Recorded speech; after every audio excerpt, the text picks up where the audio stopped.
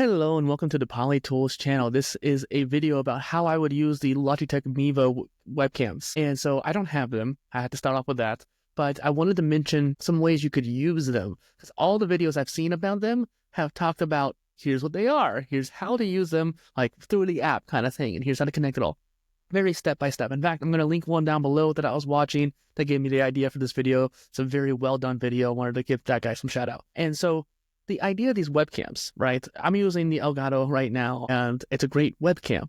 But these Mevo cameras are more like live streaming cameras. I wouldn't even count them as a webcam, really, because they're kind of in a weird market niche where it's like, okay, you have webcams, you have DSLR and mirrorless cameras, and then in between, we have a lot of weird cameras like the Mevo Core and the Mevo cameras, as well as even some of the Osbot stuff. And really, it's like, what are you going to use those for? The Mevo cameras have some unique features that make it a little bit more actually usable for a professional setting when it comes to like live streaming.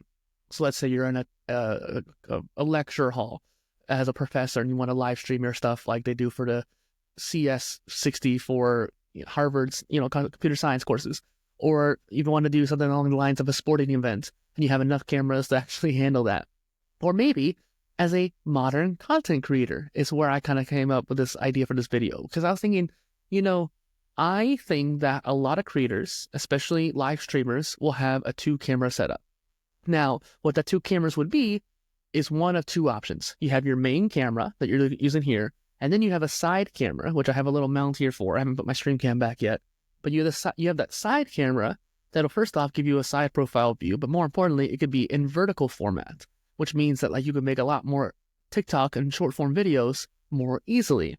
This is what Harris Heller did, and while I think I came up with the idea myself individually, it definitely got inspired by Harris Heller's philosophy when it came to having these multi-cameras. And then you have the top-down shot. And as I've been doing some unboxings as of late, I've actually taken the Elgato camera, taken this stand, and basically I raised it up and I turned it down and I had the camera facing down with this stand. And it was a pretty janky setup, but the fact that it worked at all was kind of cool.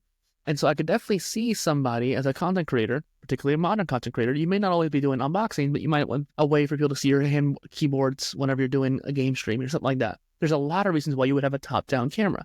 Not everybody's going to need it, but having 3-camera setup is really key. You have your main one, your side one, and the top-down. And I think that that is a interesting idea that a lot of people haven't talked about as much.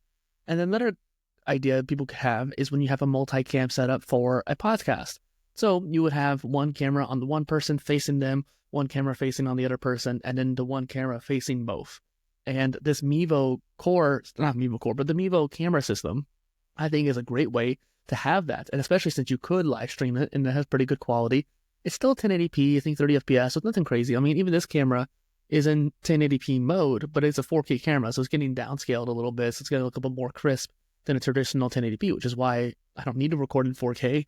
1080p is good enough, but at least it's going to look a little bit better now that I have this 4K camera.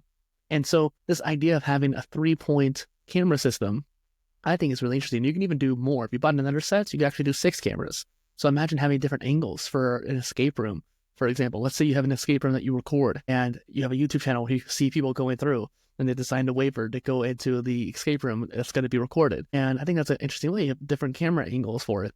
And it could be live streamed if you wanted, or you could locally record. So you can either record on a computer or iPad and Android tablet, or you could record locally with little SD cards in the cameras themselves. And so there's a lot of unique ideas that I think this camera system can come up with.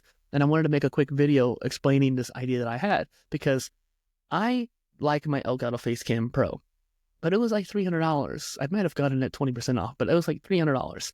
And this Mevo camera setup, let me double check the price real quick, because I just want to make sure I don't give you the wrong price. But right now, if I were to buy the 3-pack, it's like $1,000, $953. But you are getting 3 cameras and 3 high-quality 1080p cameras.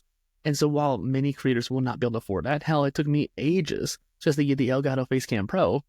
It's one of those things where if you have the money to do it and you want to have a nice streaming setup, particularly for streaming, you could also use it for local recording too.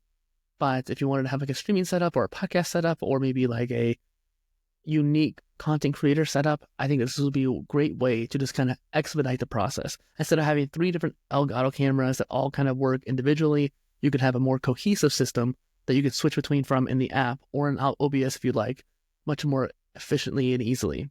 Because in my multi-camera setup, I'm going to have the stream cam there, the Elgato face cam there.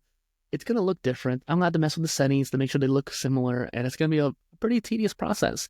But if you had the same camera for each placement, it's going to look the same essentially. I think that's kind of an important distinction to make. All right, that's it. Thank you guys.